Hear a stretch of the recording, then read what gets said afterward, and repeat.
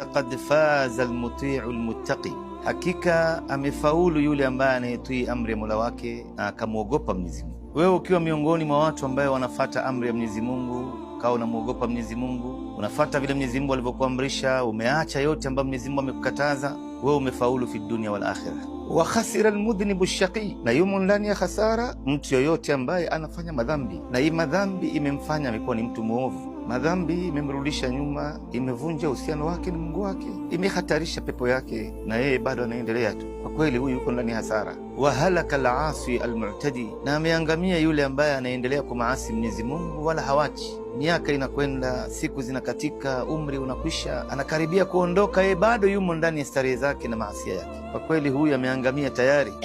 Fattaqu yawman turja'una fihi ila Allah, ogopeni siku ambaye kila mmoja wetu atarejeshwa mbele ya Mungu. Iko siku mimi na wewe ndugu zangu tutasimamishwa mbele ya Mungu na tutajibu haya yote ambayo ilikuwa tunayafanya hapa duniani.